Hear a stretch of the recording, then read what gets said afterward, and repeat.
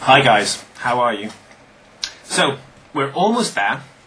We've just got one more example IELTS question to do, and then in the final lesson, which is the next lesson, we're going to look at good answers and bad answers and how you should write your entire answers, okay? So a kind of assessment. But that's the next lesson.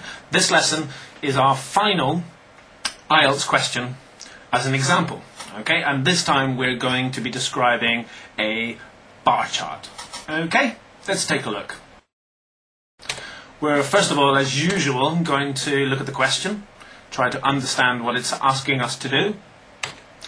We will look at the graph and try to understand what's happening in the graph.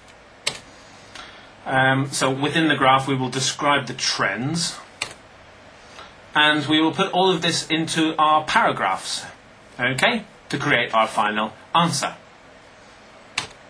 So, let's take a look at our question. So, here we have a question on end-of-year examination failure rates at an American college. Okay? Doesn't matter what the college is. The bar chart below shows the percentages of students who failed their end-of-year examinations at an American college in 1999 and 2003. Okay? So, 2 years. And we've got a change in failure rates moving from different grades, okay? So as students are getting older, okay? Let's take a look. So here is our bar graph, okay? First of all, I want to look at 1999. Let's take a look at the general trend for 1999.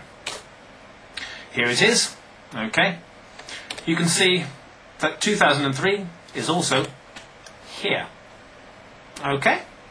So we've got two different parts of the same bar chart. Now normally you would see these as two separate graphs, but here we've combined them together and given you a three-dimensional graph so you can compare between the years as well.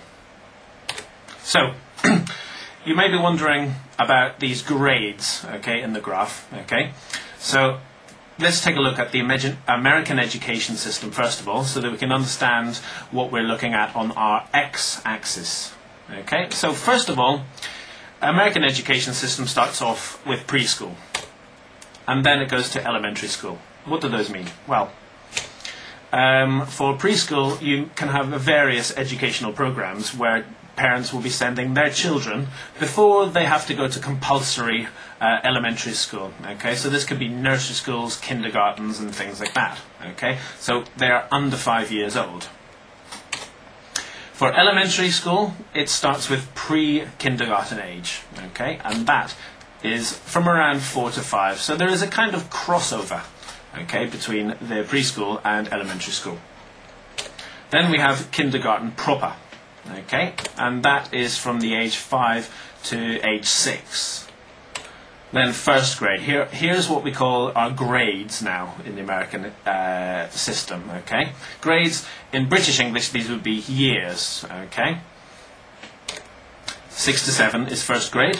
Second grade is ages 7 to 8, and third grade is from 8 to 9. Fourth grade, therefore, is from 9 to 10. Fifth grade is in there as well, in elementary school, and that obviously is from 11 to 12. Okay, now, the next stage in the American education system is middle school, and then we have high school. Okay, if we take a look, 6th grade. So middle school starts at 6th grade, and if you saw in the graph that we had, our graph starts at 6th grade as well. Okay, so what age is 6th grade?